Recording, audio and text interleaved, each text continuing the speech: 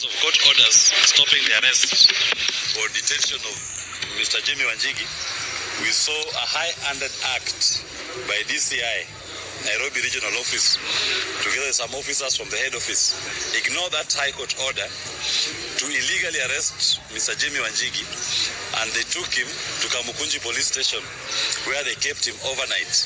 They thought that that was going to be punishment for Mr. Wanjigi. What they do not know, Kamukunji is home. The late Maina Wanjigi was the second member of parliament for Kamukunji constituency. If they thought they would break my client's spirit, he is stronger than he was even when he went in there. Yes. All that they did was just to demonstrate to all Kenyans their disregard for the rule of law. As I told the officers yesterday, when you are ignoring court orders, when you are ignoring judicial processes, where do you think you will take Mr. Wanjigi ultimately? It all ends up in court. They brought him to court today. After all that high drama, it ended up in court today, and Mr. Wanjigi was invited together with his aide, Mr. Kibe, to take a plea on trumped-up charges. Trumped-up charges relating to grenades, which we don't know who came up with. We know it came from the police, as the police who planted them. They are trying to fix it, that Mr. Wanjigi had grenades in his home. The second charge they were raising in respect to firearms, that he has firearms without a firearms certificate.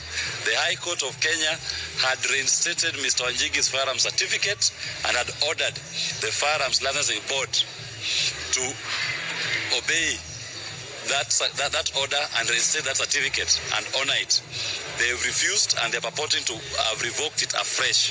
The High Court also had equally ordered DCI and DPP and IG to return Mr. Wanjigi's lawfully licensed firearms, which court order, I was reminding the court today, DCI Kinoti refused to honor.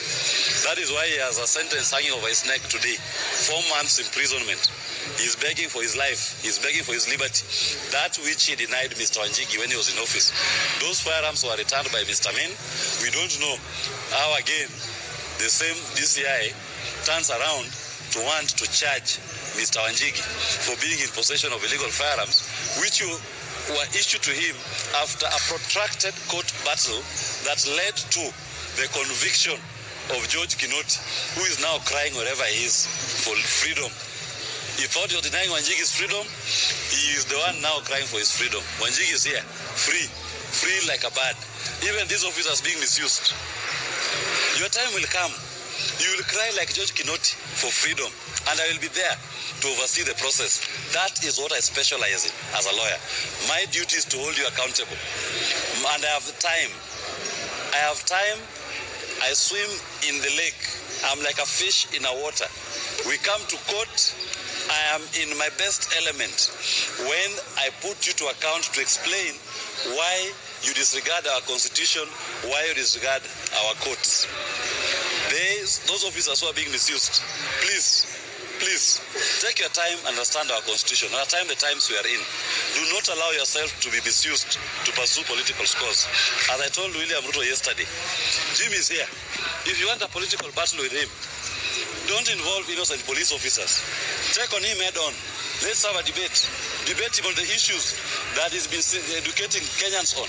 The issue of economy, the issue of debt, the issue of how you are taking odious debt in the name of the people of Kenya, the issue of how our youths are unemployed, how our people are hopeless, how you led to a collapse of our healthcare system.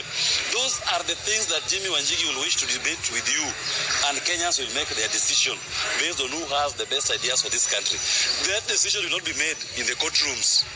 You are wasting our time and wasting everybody's time by when you keep invading Jimmy's home and you keep dragging him to these courts on trumped-up charges. Face your equal. Deal with him as your equal. Leave the innocents. If you fear him, then say so. If you don't fear him, debate him on the issue. We are happy that the court has seen it fit and has listened to our application to defer the plea taking, and a ruling on that will be made on the 12th of September. But in the meantime, we have also initiated contempt of court proceedings against the Acting Inspector General of Police, DCI Amin, and Mr. Michael Sang, the one who effected an illegal arrest on Mr. Wanjigi yesterday at DCI Nairobi area. We do hope that we'll get those directions for those 3 officers to appear in court and explain why they deemed it fit to ignore the orders of the Honorable Court. We have also taken out contempt of court proceedings against the chairman, Mr. Rashid Yakub of the Firearms Licensing Board, and all his other board members for contempt of court, for refusing and neglecting to obey and to give full effect to the orders that were issued by the High Court in JR number 46 of 2018 that reinstated Mr. Jimmy Wanjigi's firearms license certificate.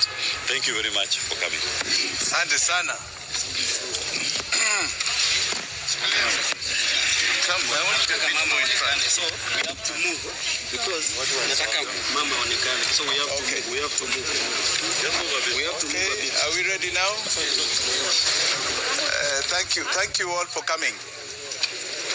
I am not going to speak for very long. I want to be very clear. First, let me thank God for bringing us this far. You can see my family here. We have been through a lot of trauma. I want to thank them for standing with me during the last 2 or 3 weeks of what you call crooked Ruto's anarchy. Crooked Ruto's anarchy. And I want to address William Samoei Ruto here. The courts today have upheld the constitution of this country. And you seem to be trying to live in an era that has long passed. William Ruto, why do you fear me? If you fear me, be a man. Come and deal with me properly. Kiwanjani ya siasa. Not in my home, terrorizing my family, and not in these courts with trumped up charges. You are afraid that we are redefining the politics of this nation. We are moving away from a myopic tribe and region. Your useless kutenga and lies. We have now moved to the realm of the truth and issue-oriented politics, based primarily today on the economy of Kenya. Debate me on the economy. Don't try and create criminality in your muck. I'm not going to join your pigsty. It is a pigsty. William Ruto, know today I am coming for you because I believe Ruto must go. Asante sana.